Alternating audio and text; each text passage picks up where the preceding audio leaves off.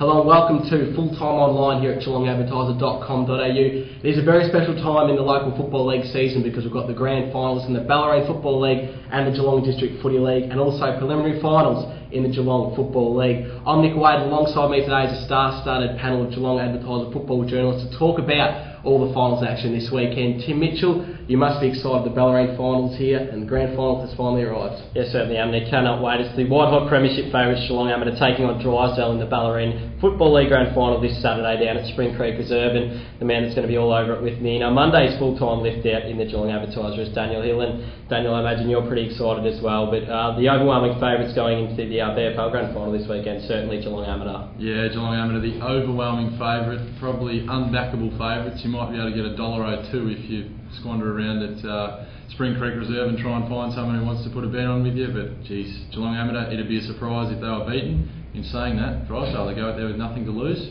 and you never know, they might come away with their first flag in 24 years, it's been a while. Well, we will be talking about the GDFL a little bit later here on Fulltime Online, and Nick's also going to have a chat to St Joseph's coach Mark Hovey, his side straight through to the GFL decider at Skilled Stadium in a couple of weeks' time. But first, we're going to have a talk about the Ballarat Football League grand final that is happening down at Spring Creek Reserve on Saturday. Daniel, as we said, Geelong Amateur are going in as favourites. We'll go straight to a few of the key matchups, and Ryan Gatkins going head-to-head with their forward, Damien Zaparenkov. It's going to be one of the huge keys. Zappa got a hold of Torquay a few weeks ago, which got them through to the grand final, and you think if he kicks 5 or 6, it's going to be very tough to see Geelong Amateur getting beaten. Well, Zappa's been playing up a little bit higher. He's been playing across half forward, of course, with Nathan Reid and Gwinnane down in the goal square, which tends to help Geelong Amateur with their structure. And I'm not sure if Gatkins will go to him. He might start on him, but I think once Amos get the first couple of goals and really show up the Drysdale defence, Gatkins will be moved further into defence. It's going to be an intriguing matchup to start with, because if Gatkins can beat him, it'll go a long way to Drysdale getting themselves going, and that's really what needs to happen for Drysdale. The Hawks need to get themselves going, they need to get the run on, because they are a side that plays on emotion, a side that plays with adrenaline, and there's no doubt it'll be high for a grand final. And perhaps if they can get themselves in front at quarter time, they could break the spirit of the Amos, and that's probably how they're going to win the game. They need to do it right from the outset, right from the start, and Gatkins is certainly a big part of that opening to the game.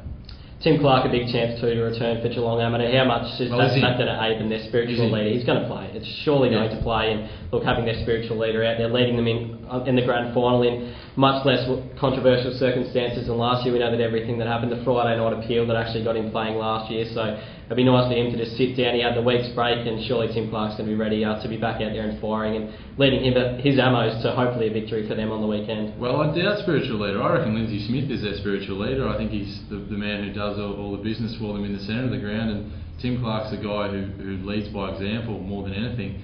If he can kick 3 or 4 goals, I'm not sure who they're going to put on him. I'd say they'd go with Ben Carmichael, but he's been one of the more improved players in the competition. Might try and curb his influence up forward, but Chucky Clark, if he can get the Amos off to a good start and get the forward line rolling, it'll go a long way towards Amos winning the flag. I do have a problem with Geelong Amateur's forward line with Clark coming back in.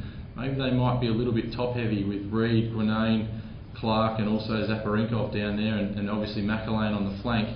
Maybe there's too much talent in that forward line and they might get in each other's ways. There has been a lot of talk that Tim Clark will play forward. You're almost sold on that one, Daniel, that he'll spend at least, say, 80% of the game forward. Well, he hasn't played through the big field when he's needed. How long since he's played?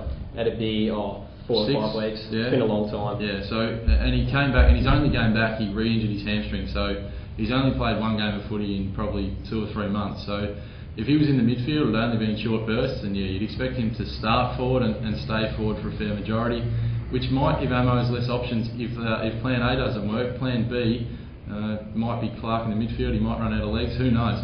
So Drysdale have a few things going for them. I think Friend might play as well for Geelong Amateur to try and curb Mar. The more I talk about it, I think Drysdale are getting a little bit more of a chance. But everyone expects Amos to win, and I suppose that's the way we're going to tip, aren't we? Yeah, certainly. I'll be looking at Geelong Amateur as overwhelming favourites, and I think they will win down there at Spring Creek Reserve this weekend. Drysdale last played in the grand final, Daniel, in 2002. They were beaten by Ocean Grove that day. So as you say, a long time between drinks for the Hawks. How much is the experience of last year going to help Geelong Amateur and push them towards winning back-to-back premierships for the first time in the club's history?